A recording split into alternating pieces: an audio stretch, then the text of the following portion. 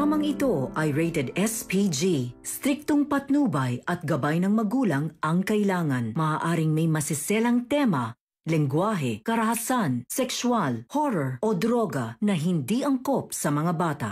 Naisagawa na ng Lotus Gang ang plano nila sa loob ng kulungan.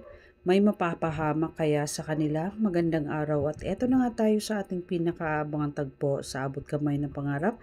Welcome to my channel. Please don't forget to like, comment, and click the bell button para lagi kayong updated sa aking mga videos. Samantala sa labas ng presinto, dumating naman si Carlos pero hindi siya pinayagan makapasok sa loob dahil hindi nakalista ang pangalan niya. Galit na galit si Carlos sa pulis at nagpupumilit siya na nasa loob ang asawa niya at kailangan niya itong puntahan. Pero kahit anong paliwanag gawin ni Carlos ay hindi siya nakapasok. Maya-maya ay lumabas si Giselle at nakita niya na umuusok sa galit si Carlos. Kinausap ni Giselle si Carlos at ipinagtataka niya kung bakit bigla itong napasugod at nagalit na galit. Lalo na nung nabagit niya na kasama si Robert sa loob. Sabi ni Giselle na pareho kayo ni Moira na may bulkang tinatago at ang pagkakaiba niyo lang ay yung kay Moira ay pumutok na at sumabog na. Sa'yo, kailan ba sasabog yan? Sinabihan ni Carlos si Giselle na wag mo akong galitin, hindi mo ako kilala. Sabi ni Giselle na ayoko din naman at umaasa naman ako na alam na ni Lynette na may bulkang kang tinatago o baka nga alam niya na din. Saka umalis si Giselle habang si Carlos naman ay nag-antay na lang sa labas ng presinto. Samantala sa loob nagalit si Lynette at Robert kay Moira. Sabi ni Lynette na, sinasabi ko na nga ba na hindi totoo na nagbago ka na. Pinapaniwala mo lang kami sa mga drama mo. Ganon din si Robert, nagalit ito at sinabihan niya si Moira na hindi ka talaga magbabago Moira.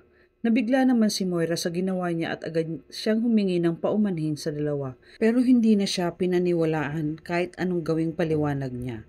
Habang nagkakagulo si Lynette, Moira at Robert, nagkaroon naman ng pagkakataon ang Lotus Gang na isagawa ang plano nilang paghiganti kay Giselle sa ginawa sa kanya.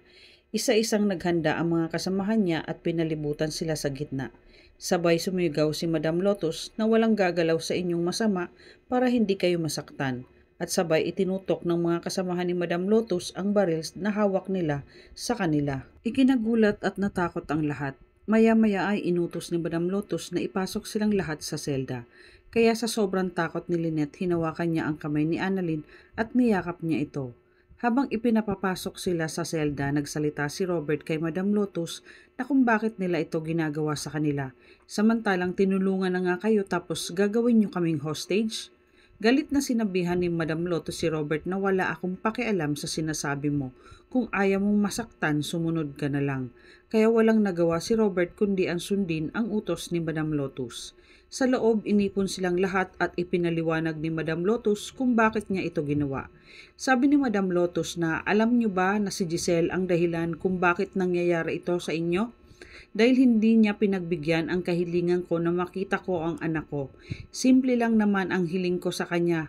Ang bigyan niya ako ng pagkakataon na mapuntahan ko ang anak ko. Pero hindi niya ako pinagbigyan kaya eto kayo ngayon, hostage ko kayong lahat. At galit na sinabi ni Madam Lotus sa kanila kapag may namatay sa inyo, siya ang sisihin ninyo. Kaya napayakap lang sobra si Annalyn sa nanay Lynette niya sa takot. Maya-maya, tinawagan ni Madam Lotus si Giselle gamit ang telepono ni Robert. Habang si Giselle naman ay kararating lang sa Apex Hospital at nag-uusap sila ni Eric. Ipinagtaka ni Giselle kung bakit tumatawag si Robert sa kanya kaya agad niya itong sinagot. Narinig agad ni Giselle ang boses ni Madam Lotus at sinabihan siya na hawak ko ngayon ang mga tauhan mo ng Apex kasama ng kapatid mong si Robert at ang pamangkin mong si Annalyn. Ikinagulat ni Giselle ang sinabi ni Madam Lotus sa kanya. Nataranta si Giselle kaya sinabi niya na parang awa mo na, huwag mo silang sasaktan kahit ano gagawin ko. Ano ba ang kailangan mo? Sabihin mo lang. Sinabi ni Madam Lotus ang hiling niya ang makausap ang anak niya bago ito operahan. Kailangan kong marinig ang boses niya ngayon dahil kung hindi, may mamamatay na isa sa kanila. Umiiyak si Giselle na natataranta at sinabi niya na gagawin niya ang inuutos nito. Binigyan siya ng 20 minutos na palugit para tawagan siya ulit ni Madam Lotus. Pagkababa ng tawag ni Giselle, agad niyang sinabi kay Eric na kailangan itigil ang operasyon kay Carla. Tinanong naman ni Eric si Giselle kung bakit bigla niyang pinapatigil ang operasyon. Ano ang nangyayari? Umiiyak na sinabi ni Giselle kay Eric na yung main hostage taker sa City Jail, anak niya si Carla Madrigal, at ang hiling lang niya ay marinig ang boses ng anak niya, kaya dapat natin itigil ang operasyon. Narinig naman ng tiyahan ni Carla ang sinabi ni Giselle, kaya pati siya ay kinakabahan. Hindi alam ni Eric ang gagawin dahil nag-uumpisa na ang operasyon kay Carla at malabo nang mangyari na makausap niya ito. Maya-maya ay dumating si Justin at narinig niya ang sinabi ni Giselle. Kaya sinabi ni Justin na baka pwedeng makatulong ang iniisip ko. Kung ang gusto lang naman niya ay marinig ang boses ng anak niya. Ako ang kakausap sa kanya at magpapanggap ako bilang si Carla. Napatingin ang dalawa kay Justin. Maya-maya ay tumawag na si Madam Lotus kaya ibinigay ni Giselle ang telepono kay Justin. Nagkunwaring si Carla si Justin. Habang nagsasalita si Justin, nararamdaman ni Madam Lotus na hindi si Carla ang kausap niya dahil kilalang-kilala niya ang boses ng anak niya. Kaya hindi siya maluloko ni Giselle. Pagkababa ng tawag, galit na sinabi ni Madam Lotus na sinusubukan talaga ako ni Giselle na yan. Maya-maya tinawag niya si Bogart at sinabihan niya na dalhin mo sa akin si Annalyn ngayon. At agad naman pinuntahan si Annalyn para dalhin kay Madam Lotus. Habang mahigpit na ang pagkakayakap ni Annalyn sa nanay niya, nilapitan ni Bogart ang mag-ina at sinabihan na kailangan ni Madam Lotus si Dr. Annalyn. Pero hindi pumayag si Lynette na ibigay si Annalyn.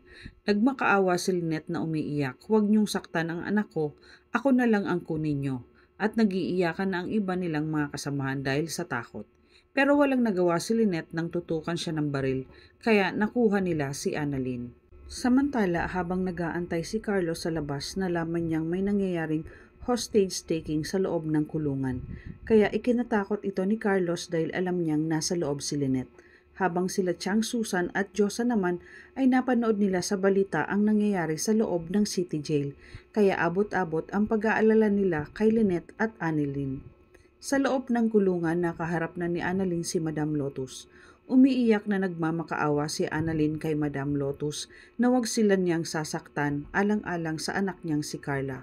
Galit naman na sinabi ni Madam Lotus kay Annalyn na ang tita Giselle mo ang may kasalanan ng lahat ng ito. Kung sana pinagbigyan niya ako na puntahan ko ang anak ko sa hospital, sana hindi nangyari ang ganito. Nang biglang nagtanong si Annalyn kung siya ba si Leticia Madrigal at kung anak niya ba si Carla Madrigal. Sabi ni Madam Lotus na oo, siya ang anak ko. Maya-maya ay may inilabas si Annalyn na origami na ginawa ni Carla. Sabi ni Annalyn na ipinabibigay niya po ito sa iyo. Biglang napaiyak si Madam Lotus nang makita niya ang ginawa ng anak niya.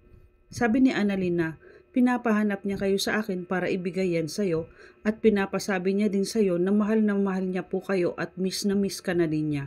Umiiyak si Madam Lotus habang sinasabi ni Annalyn ang pinapasabi ng anak niyang si Carla. Pero biglang nagbago ang mukha ni Madam Lotus at sinabi na, "Niloloko mo lang ako. Hindi ako naniniwala sa sinasabi mo. Parehas kayo ng tita Giselle mo, manluloko." Kaya ikinatakot ni Annalyn nang makita niyang galit na si Madam Lotus sa kanya. Ano ang gagawin ni Madam Lotus kay Annalyn? Sino ang mapapahamak sa ginawang hostage taking ni Madam Lotus? Ano ang gagawin ni Giselle para iligtas sila? Yan ang ating pakaabangan dito lang sa Abot Kamay na Pangarap. Huwag bibitiw at huwag kalimutan mag-subscribe. Maraming salamat po and God bless.